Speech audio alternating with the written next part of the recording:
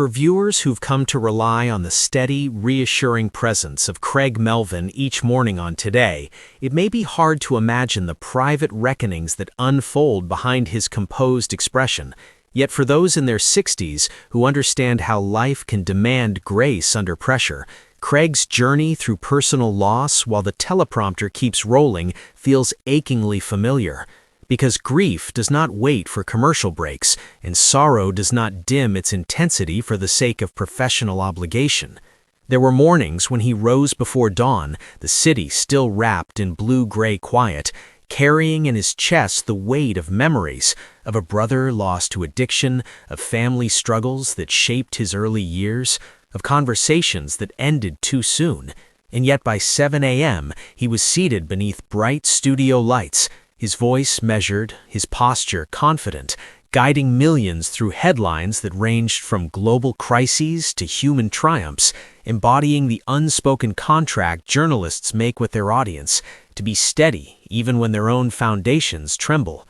At home, his wife Lindsay Charniak has long understood that the calm viewers see is only one dimension of the man she loves, because she too knows the rhythm of broadcast life, the way stories linger long after airtime ends. And in the quiet of their evenings, she has witnessed the moments when Craig's guard lowers, when the memories he compartmentalizes during live segments return with a tenderness that is both painful and instructive. And for couples who have weathered decades together, who have learned that true partnership is less about grand gestures and more about sitting side by side in shared understanding, their marriage offers a reflection of enduring companionship shaped by time and trial. For many in the 60 to 65-year-old audience, the concept of carrying on while carrying grief is not theoretical but lived experience. A reality marked by attending memorial services between work commitments, by answering emails through tears,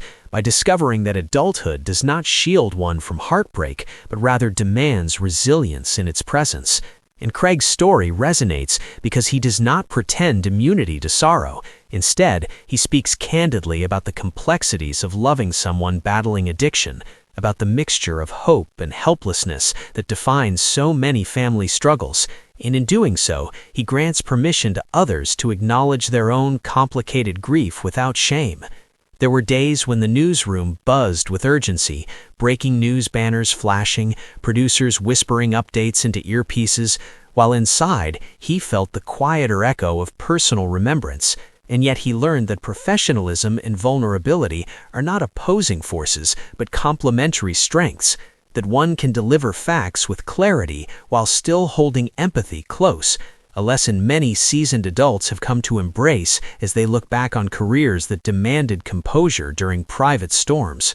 Lindsay often reminds him that the very experiences that test him are the ones that deepen his reporting, that when he interviews a family confronting loss, he does so not as a detached observer, but as someone who has sat in hospital waiting rooms and fielded late-night phone calls filled with dread. And that authenticity, subtle yet unmistakable, is what viewers respond to when they sense that the anchor before them understands the fragility of ordinary life. As Craig has matured, he has spoken about redefining strength, about moving beyond the outdated notion that men must suppress emotion to appear capable. And for an audience raised in an era where stoicism was often mistaken for courage, his evolution offers a gentle reframing, suggesting that true fortitude lies in acknowledging pain without allowing it to harden the heart.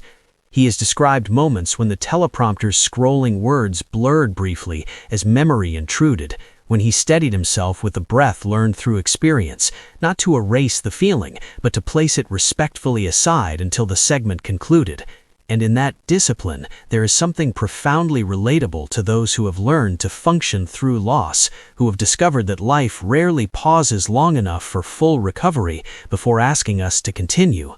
Yet the most transformative conversations often occur after the broadcast ends, when Craig returns home and sits with Lindsay at the kitchen table, discussing their children's futures, their shared hopes, the legacy they wish to leave not in ratings or accolades, but in the character of their family. And in those exchanges, the grief that once felt isolating becomes connective, a reminder of what truly matters as decades accumulate and priorities clarify.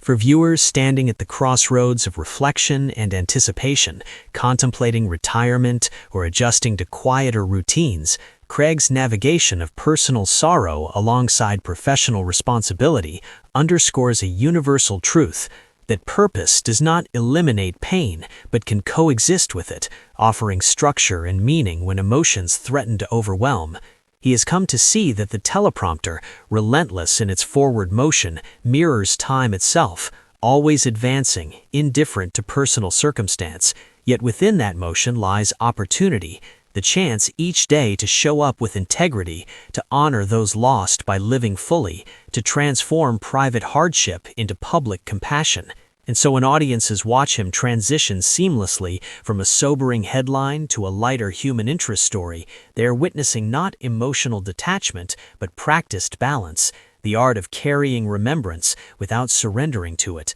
of allowing love for those gone to inform kindness toward those still here, and for those who have spent a lifetime learning that grief is not a season but a companion. Craig Melvin's example offers quiet reassurance that even as the teleprompter keeps rolling and the world demands continuity, it is possible to navigate personal loss with dignity, to lean on a steadfast partner like Lindsay Charniak, and to discover that in the interplay between public composure and private reflection lies a deeper, more enduring strength, one that resonates most powerfully with those who know that the later chapters of life are defined not by the absence of sorrow, but by the wisdom gained in carrying it forward with grace.